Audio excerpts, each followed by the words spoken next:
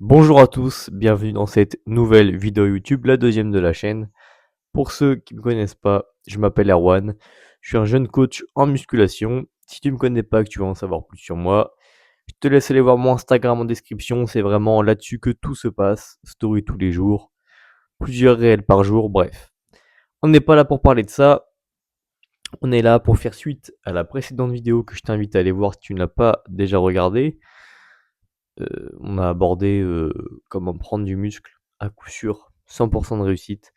Et donc là, on va voir comment prendre du muscle sans prendre de gras. Euh, Beaucoup de gens, quand ils font une prise de masse, ils savent pas réellement ce qu'ils font. Ils finissent plus de gras pris que de muscles. Ils sont plus lourds, ils sont contents. Sur la balance, ils sont plus lourds, mais c'est que du gras. Nous, on veut pas faire ça. On veut faire une prise de masse, mais on veut prendre du muscle. C'est ce qui nous intéresse, c'est prendre du muscle. Donc, même chose que la vidéo précédente.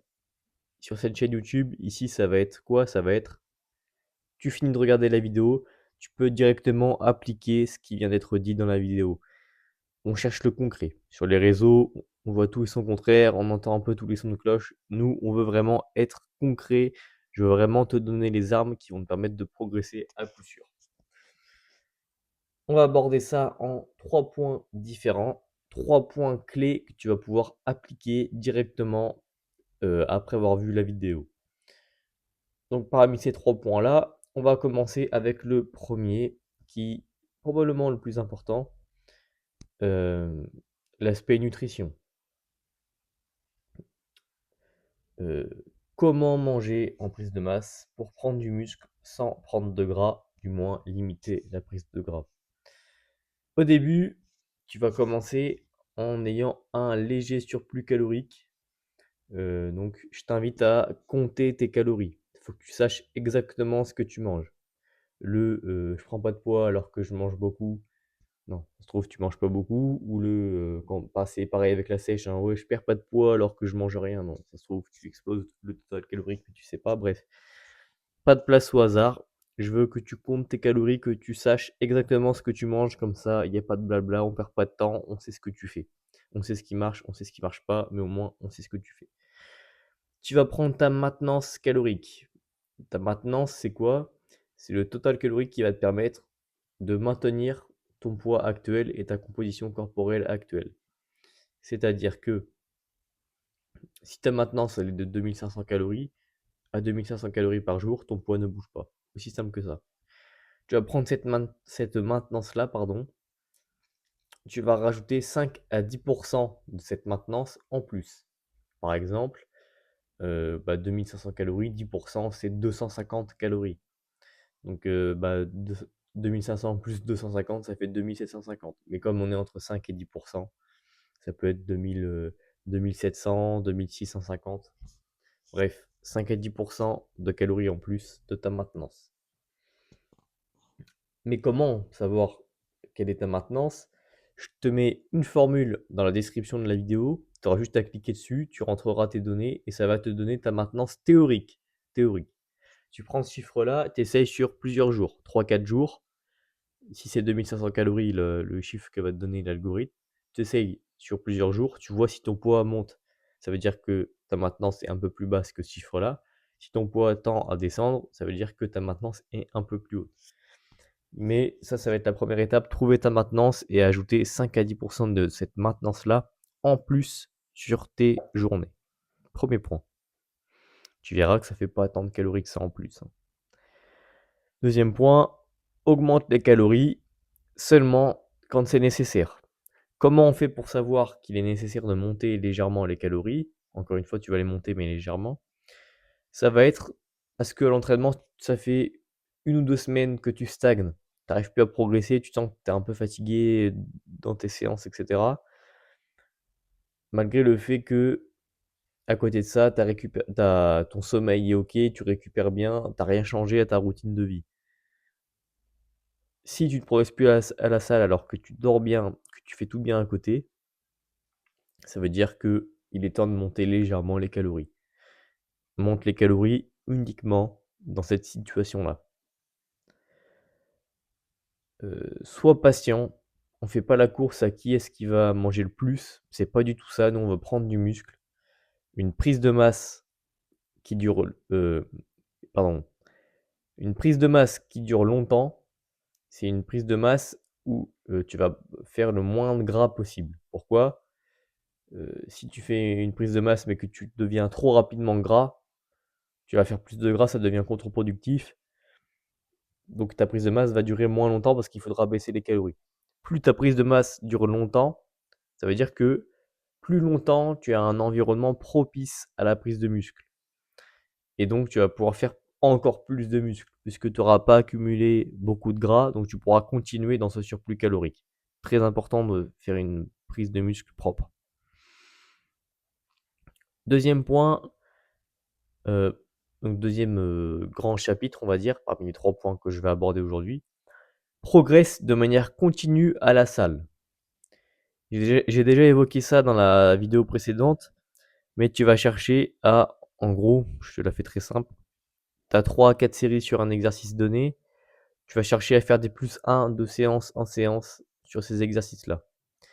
Si la semaine 1, tu as fait 3 fois 10, la semaine 2 ou la séance 2, peu importe, tu vas chercher à faire la première série, tu vas chercher à peut-être en faire 11. Et la deuxième, ça se trouve, tu pourras aussi en faire 11, mais par contre, la troisième, tu vas bloquer à 10. C'est pas grave. Première fois, tu as fait 10-10-10. Là, aujourd'hui, tu as fait 11-11-10. La séance d'encore après, tu vas chercher à faire 11-11-11. Même si sur cette première série-là, tu aurais pu en faire 12 ou 13. Tu cherches à lisser et tu montes comme ça. Ça, c'est très théorique. Bien évidemment, si tu sens que tu as 5 répétitions en réserve, ne t'arrête pas. Vas-y, tu peux en faire 1 ou 2 en plus. Je veux pas te perdre là-dessus.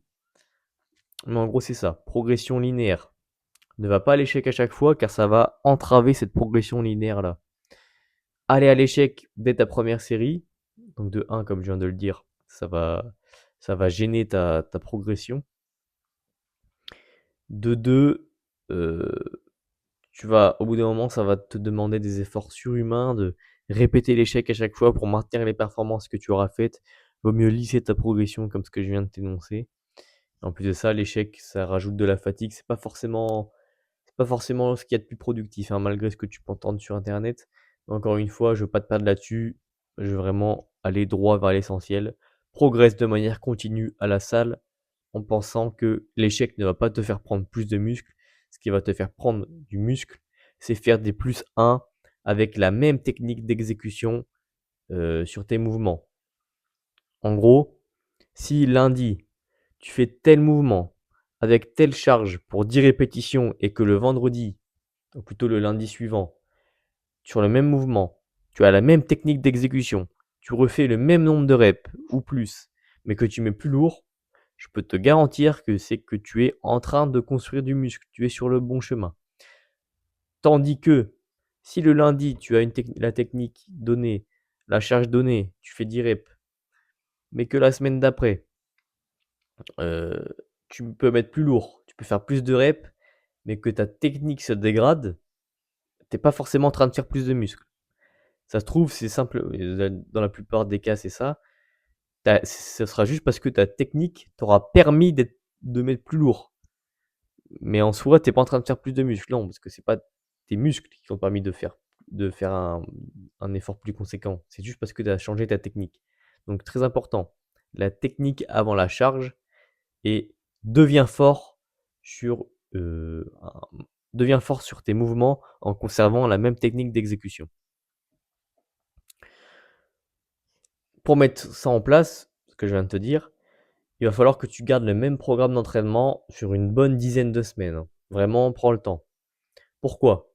C'est parce que si je te dis de changer à chaque séance, d'exercice, en fait, tu vas devoir relancer une progression à chaque séance.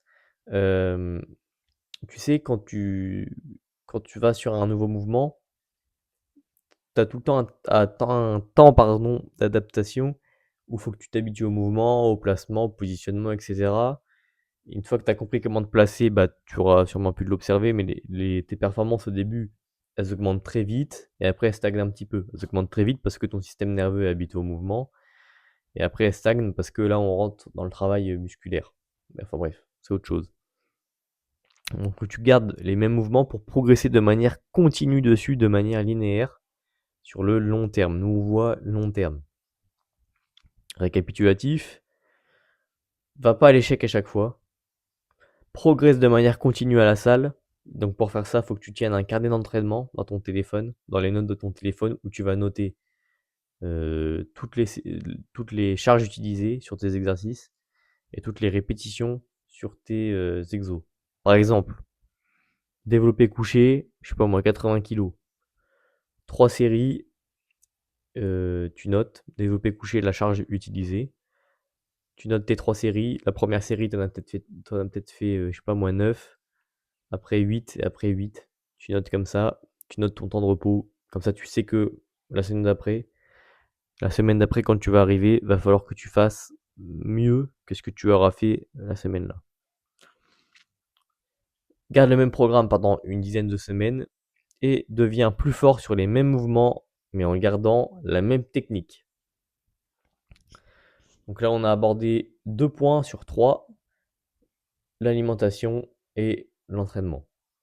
Déjà, avec ces 2 points-là, tu pourras faire un maximum de muscles en prenant le moins de gras possible. Mais pour aller encore plus loin vers cet objectif-là, le troisième point, ça va être de garder une dépense énergétique en dehors de la salle. Et là, comment tu vas faire? On va utiliser la marche. Très simple. Tu en as sûrement déjà entendu parler sur les réseaux sociaux. La marche, ce qui est bien, c'est que c'est une dépense qui est facile à traquer. Via ton nombre de pas, tu peux vite savoir, euh, d'un point de vue quantitatif, euh, combien de temps combien de pas tu auras fait dans la journée. Ça te permet de rester actif. La marche, c'est pas comme si je te demandais de faire de la course à pied, hein. Ça fatigue pas en fait. Tu peux en faire plus ou moins quand tu veux. Et ça te permet de rester actif, ça te permet de brûler des calories. Donc voilà, la marche va te permettre de créer une dépense en dehors de la salle, car en fait, à la salle de sport, tu ne brûles pas tant de calories que ça, hein. Ça te permet de rester actif et de dépenser des calories, donc de faire moins de gras, de garder un œil sur ta composition corporelle. En plus de ça, ça a plein de vertus sur la santé. Donc même pendant ta prise de masse, tu pourras toujours un petit peu moduler ton nombre de pas par jour. Tu peux commencer à te situer vers 8000 pas si jamais tu marchais pas beaucoup avant. C'est quelque chose que je te recommande. Si tu vois que tu prends un peu de gras, etc., à tout moment, tu peux passer à 10 000 en gardant le même total calorique si tu veux pas diminuer les calories. Ça te permettra en plus de manger potentiellement un peu plus, du coup, comme tu auras une dépense plus élevée et de potentiellement mieux récupérer, etc. Donc vraiment, garde une dépense énergétique en dehors de la salle. Récapitulatif des 3 points que l'on vient d'aborder. Premier point, léger surplus calorique. Augmente seulement lorsque cela est nécessaire. Compte tes calories. Sois patient. Ne monte pas les calories trop vite. Et vraiment, ta nutrition doit te servir à 2 choses. La première, performer à la salle. La deuxième, récupérer. À partir de là, tu comprends que ça sert à rien de manger pour manger. Si tu coches ces 2 cases-là, ça sert à rien de toucher à la diète. Deuxième point, progresse de manière continue à la salle. Garde le même programme pendant des semaines et des semaines. Traque tes entraînements via un carnet d'entraînement que tu peux, je dis carnet, mais tu peux l'avoir dans ton téléphone, hein.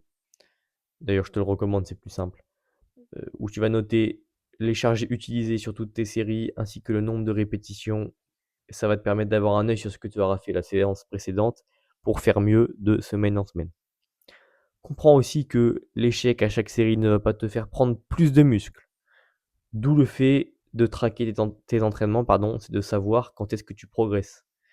De savoir que tu as progressé sans forcément être allé à l'échec. Et ça c'est très très bien. Si tu fais des plus 1 à chaque séance, que tu gagnes une rep par une rep de séance en séance sans forcément aller à l'échec, tu es sur la bonne voie. Et garde une bonne technique d'exécution de semaine en semaine, ça c'est ce qui va être probablement le plus dur. Donc filme-toi à la salle, n'hésite pas à te filmer. Et deviens fort sur tes exercices, mais plus lourd, en gardant une bonne technique. Encore une fois, c'est mathématique. Si tu mets plus lourd, que tu as la même technique sur un mouvement, tu es en train de faire du muscle. Aussi simple que ça. Et troisième point, la marche. Créer une dépense énergétique en dehors de la salle de sport permet de garder un œil sur ta composition corporelle, permet d'ajuster un petit peu ta composition corporelle et ta dépense énergétique. Je te garantis que si tu as ces trois choses-là, que tu les doses parfaitement, correctement, tu feras du muscle. Je te le garantis, c'est 100%. Donc, si tu n'as pas vu ma dernière vidéo, je t'invite à aller la voir. Ça te permettra de comprendre un peu mieux ce que je viens d'aborder là. Si tu ne me suis pas sur Instagram, c'est vraiment là-bas que tout se passe. Je t'invite à aller y faire un tour, story tous les jours, tu me connaîtras davantage, etc. Réel et aussi 2 à 3 fois par jour. Je te mets tout en description. Et si tu souhaites, si tu es intéressé par mon coaching, je te mets également mon lien WhatsApp pour me contacter. Tu n'auras plus qu'à m'envoyer un message, on réserve un appel, on en discute ensemble. Ou bien tu peux aller voir déjà ce que je fais un petit peu sur Instagram, ça te permettra d'en savoir un peu plus, de voir mon travail, ma manière de voir les choses, etc. Tout sera en description. Donc je répète, je te mets aussi le lien qui va te permettre de connaître ta maintenance énergétique. Je te mets un lien en description, tu auras juste à cliquer dessus, tu rentres tes données. Voilà. Dis-moi en commentaire ton premier ressenti sur la vidéo, ma manière d'animer, la manière de filmer, etc. C'est le début de la chaîne, donc je suis vraiment ouvert à toute critique. S'il y a des choses à améliorer, n'hésite pas, vas-y. Et dis-moi également s'il y a des sujets que tu veux que je traite de manière spécifique. Et je te dis à très vite pour la prochaine vidéo.